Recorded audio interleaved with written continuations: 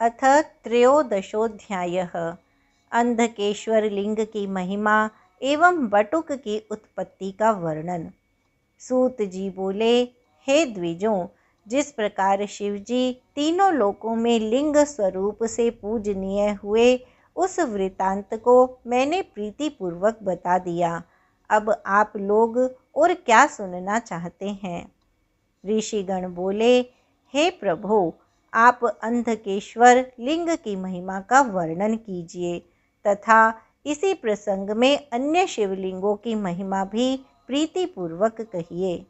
सूत जी बोले, हे महर्षियों, पूर्व समय में समुद्र के गर्त का आश्रय लेकर निवास करते हुए देवशत्रु अंधक नामक दैत्य ने त्रैलोक्य को अपने वश में कर लिया था। वह अत्यंत पराक्रमशाली दैत्य उस गर्त से निकलकर प्रजाओं को पीड़ित करने के पश्चात पुनः उसी गड्ढे में प्रवेश कर जाता था। हे मुनीश्वरों, तब दुखी होकर समस्त देवताओं ने बारंबार शिव की प्रार्थना करते हुए उनसे अपना सारा दुख निवेदन किया।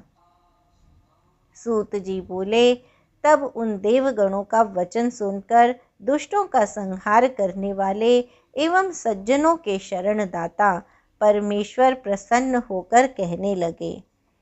शिवजी बोले, हे देवगण, मैं देवताओं को दुख देने वाले उस अंधक दैत्य का वध करूंगा। आप लोग अपनी सेना लेकर चलिए, मैं भी गणों के साथ आ रहा हूँ। तब उस गर्त से देवताओं और ऋषियों से द्वेष करने वाले उस भयंकर अंधक के निकल जाने पर देवता लोग उस गर्त में प्रवेश कर गए। तब देवताओं एवं दैत्यों ने परस्पर अत्यंत भयानक युद्ध किया। शिवजी की कृपा से देवता उस युद्ध में प्रबल हो गए। देवताओं से पीड़ित होकर वह ज्यों ही उस गड्ढे में प्रवेश करने लगा, उसी समय परमात्मा शिव ने उसे त्रिशूल में पिरो लिया। तब त्रिशूल में स्थित हुआ वह शिवजी का ध्यान करके प्रार्थना करने लगा कि हे शिवजी, अंत समय में आपका दर्शन करके प्राणी आपके ही सदृश हो जाता है। इस प्रकार स्तुत हुए उन शंकर ने भी प्रसन्न होकर यह वचन कहा, तुम वर मांगो, मैं तुम्हें दूंगा। यह वचन सुनकर सात्विक भाव को प्राप्त हुए उस दैत्य ने शिवजी को भली भांति प्रणाम करके तथा उनकी स्तुति कर पुनः कहा।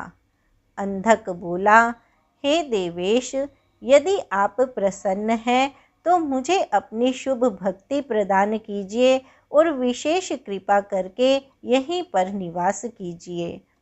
सूत जी बोले, उसके इस प्रकार कहने पर भगवान शंकर ने उस दैत्य को उसी गड्ढे में फेंक दिया और लोकहित की कामना से वे वहीं लिंग रूप धारण कर स्थित हो गए। जो मनुष्य नित्य उस अंधकेश्वर लिंग की पूजा करता है, उसकी 6 मास के भीतर ही समस्त कामनाएं पूर्ण हो जाती हैं, इसमें संदेह नहीं है। परंतु जो ब्राह्मण आजीविका के लिए 6 मास तक संसार का हित करने वाले इस लिंग की द्रव्य लेकर पूजा करता है, वह तो देवलोक कहा गया है। जिस प्रकार देवलक होता है, उसी प्रकार वह ब्राह्मण भी हो जाता है। जो 6 महीने तक वृत्यर्थ शिव पूजन करता है। जो देवलक कहा गया है, वह द्विजत्व के अधिकार से वंचित हो जाता है। ऋषिगण बोले, देवलक कौन कहा गया है और इसका क्या कार्य है? हे महाप्राज्ञ, लोकहित के लिए आप इसे बताइए। सूत जी बोले, ऋषियों, जो दधीचि नामक धर्मिष्ठ, वेद में पारंगत, शिव भक्ति में संलग्न तथा शिव शास्त्र परायण विप्र थे, उनका पुत्र भी वैसा ही था। वह सुदर्शन नाम से प्रसिद्ध था। उसकी दुकूला नामक पत्नी थी, जो दुष्ट कुल में उत्पन्न हुई थी। उसका वह पति सुदर्शन उसके वश में रहता था। उसके 4 पुत्र हुए। वह सुदर्शन भी नित्य शिव की पूजा किया करता था। किसी समय दधीची को दूसरे गांव में जाना पड़ा। वहां बांधवों के सम्मेलन के कारण बंधु बांधवों ने उन्हें लौटने नहीं दिया।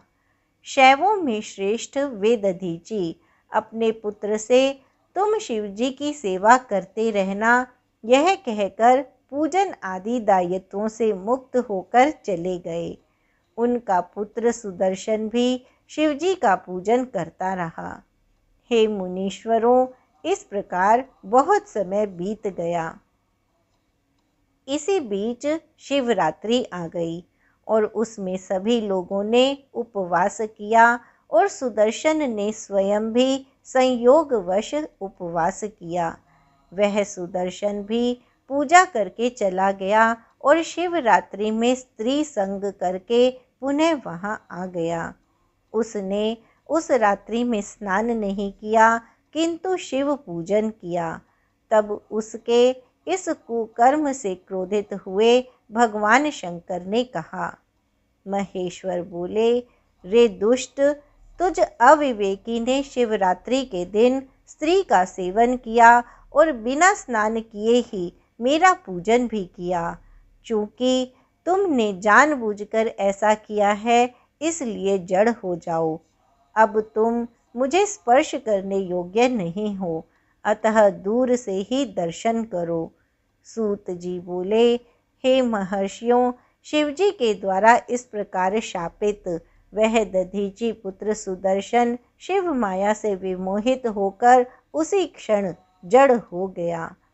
हे ब्राह्मणों, इसी समय शिव भक्तों में श्रेष्ठ दधीची दूसरे गांव से आ गए और उन्होंने यह समाचार सुना। शिवजी ने उन्हें भी धिक्कारा। अब वे अत्यंत दुखी हुए और यह कहकर रोने लगे, हाय, पुत्र के दुखित करने वाले कुकर्म से मैं मारा गया।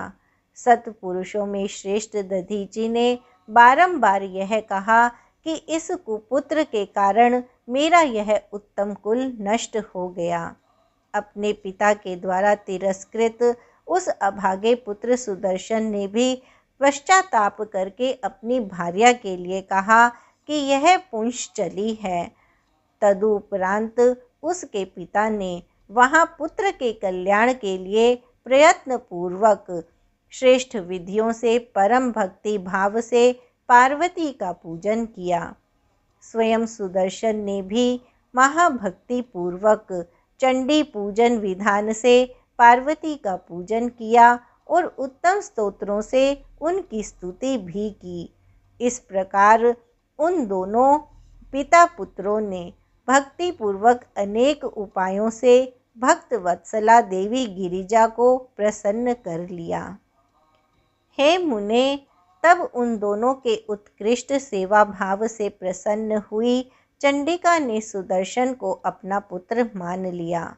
चंडिका ने स्वयं भी उस सुदर्शन नामक पुत्र के लिए शिवजी को प्रसन्न किया। इसके बाद पूर्व में सुदर्शन से क्रोधित किंतु अब उस पुत्र पर क्रोध रहित चंडिका ने प्रसन्न चित्त होकर उन वृषभ ध्वज महेश्वर को भली भांति प्रसन्न जानकर उन्हें नमस्कार कर स्वयं ही उस सुदर्शन को उनकी गोद में बैठा दिया। इसके बाद गिरिजा ने स्वयं ही सुदर्शन को घृत से स्नान कराकर एक ग्रंथि से युक्त त्रिरावृत यज्ञोपवीत प्रसन्नता पूर्वक पहनाया। तत्पश्चात अंबिका ने पुत्र सुदर्शन को 16 अक्षर से युक्त शिव गायत्री का उपदेश दिया और यह भी कहा कि यह वटु श्री शब्द पूर्वक ओम नमः शिवाय इस मंत्र का 16 बार उच्चारण कर संकल्प पूजा किया करे। पुनः उन्होंने स्नान से लेकर प्रणाम पर्यंत विविध उपचारों से ऋषियों के सानिध्य में मंत्र एवं वाद्य के साथ उस बालक से शिव पूजन करवाया और उससे शिवजी के अनेक नामों तथा मंत्रों का पाठ कराया।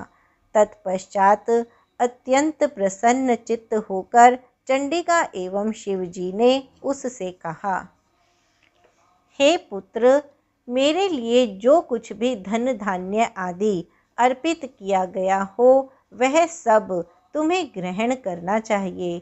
इसे ग्रहण करने में तुम्हें कोई दोष नहीं लगेगा। मेरे समस्त कार्य में और विशेषकर देवी के कार्य में तुम मुख्य रहोगे। मेरे लिए चढ़ाया गया घृत, तेल आदि सब कुछ तुम्हें ग्रहण करना चाहिए। जब प्राजापत्य होने लगेगा तब उसमें तुम अकेले ही मुख्य होगे और तभी पूजा पूर्ण होगी, अन्यथा सब पूजा निष्फल हो जाएगी। तुम सर्वदा वर्तुलाकार तिलक लगाना, स्नान करना, शिव संध्या करना और शिव गायत्री का जप करना। सबसे पहले मेरी सेवा करके तुम कुलोचित अन्य कार्य करना। यह सब किए जाने पर तुम्हारा कल्याण होगा। मैंने तुम्हारे समस्त दोष क्षमा कर दिए। सूत जी बोले, ऐसा कहकर परमात्मा शिवजी ने उसके चारों बटुक पुत्रों को चारों दिशाओं में अभिषिक्त कर दिया। तब भगवती चंडी पुत्र सुदर्शन को अपने निकट बैठाकर उसके पुत्रों को अनेक प्रकार के वर देकर शिक्षा देने लगी। देवी बोली, दो व्यूहों के जिस ओर मेरा बटुक होगा उसकी सदा विजय होगी, इसमें संदेह नहीं करना चाहिए। हे पुत्र, जिसने तुम्हारी पूजा की उसने मानो मेरी पूजा कर ली। तुम सभी को अपना कर्म सदा करते रहना चाहिए। सूत जी बोले, हे ऋषियों, इस प्रकार शिव एवं शिवा ने कृपा पूर्वक संसार के कल्याण के लिए पुत्रों सहित उस महात्मा सुदर्शन को अनेक वर प्रदान किए। चूँकि शिव एवं पार्वती ने उन्हें अपने पुत्र के रूप में प्रतिष्ठित किया, इसलिए वे बटुक कहे गए हैं, और अपनी तपस्या से भ्रष्ट हुए इसलिए वे तपोधम कहे गए हैं।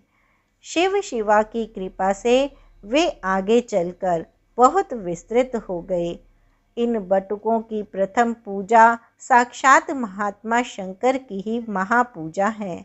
इसलिए जब तक बटुकों की पूजा न कर ली जाए तब तक शिवजी की पूजा नहीं करनी चाहिए। यदि पूर्व में शिवजी की पूजा की जाए तो वह शुभदायी नहीं होती। शुभ कार्य हो अथवा अशुभ कार्य हो, बटुक का कभी भी त्याग न करें। प्राजापत्य भोज में एक बटुक का पूजन भी विशिष्ट कहा गया है। शिव एवं पार्वती के कार्य में बटुक की ही विशेषता देखी जाती है। हे बुद्धिमान एवं निष्पाप शौनक जी, मैं जैसा कहता हूँ उसे आप सुने। अंधकेश्वर के समीप भद्र नामक राजा के नगर में प्राजापत्य नामक यज्ञानुष्ठान, जिसमें नित्य प्रति ब्राह्मण भोजन का संपादन होता था, के नित्य भोजन वाले नियम में शिव के अनुग्रह से जो अद्भुत घटना घटी उसे प्रीतिपूर्वक सुनिए। जैसा मैंने सुना है वैसा कह रहा हूँ। भगवान सदाशिव ने प्रसन्न होकर उस भद्र नामक राजा को एक ध्वज प्रदान किया। उसके अनंतर देवाधिदेव सदाशिव ने कृपा पूर्वक उस राजा से कहा, हे राजन, जिस दिन तुम्हारा प्राजापत्य यज्ञ पूर्ण होगा उस दिन प्रातःकाल यह बंधी हुई ध्वजा बढ़ेगी और रात्रि में गिर जाएगी। यदि तुम्हारी पूजा में कोई त्रुटि होगी तो यह ध्वजा रात्रि काल में भी स्थिर रहेगी। इतना कहकर राजा से संतुष्ट हुए कृपा निधि शंकर अंतर्धान हो गए। हे महामुने, उस राजा का वैसा ही नियम चलता रहा। वह शिव पूजा के विधान के अनुसार नित्य प्रति प्राजापत्य का अनुष्ठान करने लगा। जब कार्य पूर्ण हो जाता तो प्रातःकाल ध्वजा स्वयं बढ़ जाती एवं सायंकाल गिर जाती। किसी समय ब्राह्मण भोजन के बिना ही बटुकों की पूजा पहले हो गई और वह ध्वजा गिर पड़ी। यह देखकर राजा ने पंडितों से पूछा, ब्राह्मण लोग यहाँ भोजन कर रहे हैं किंतु यह ध्वज नहीं उठा। हे ब्राह्मणों, वह ध्वज क्यों गिर पड़ा? आप लोग सत्य सत्य कहिए। तब इस प्रकार पूछे जाने पर पंडित प्रवर ब्राह्मणों ने कहा, हे महाराज, ब्रह्म भोज में चंडी पुत्र बटुक को पहले ही भोजन करा दिया गया। इससे शिवजी संतुष्ट हो गए, इसलिए ध्वजा गिर गई। तब यह सुनकर वह राजा तथा अन्य लोग भी चकित हो उठे और प्रशंसा करने लगे। इस प्रकार शिवजी ने स्वयं ही उन बटुकों की महिमा बढ़ाई, इसलिए प्राचीन विद्वानों ने बटुकों को श्रेष्ठ कहा है। अतः बटुकों के द्वारा ही शिवजी की उत्तारणा करवानी चाहिए, अन्यथा पूजा सफल नहीं होती।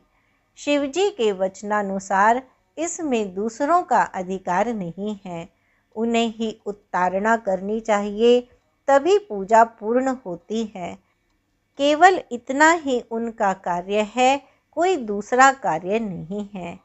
हे मुनीश्वरों, आप लोगों ने जो पूछा था वह सब मैंने कह दिया। इसे सुनकर मनुष्य शिव पूजा का फल प्राप्त करता है।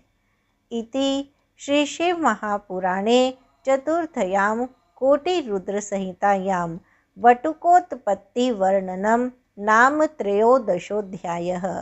इस प्रकार श्री शिव महापुराण के अंतर्गत चतुर्थ कोटिरुद्र संहिता में वटुकोत्पत्ति वर्णन नामक 13वां अध्याय पूर्ण हुआ।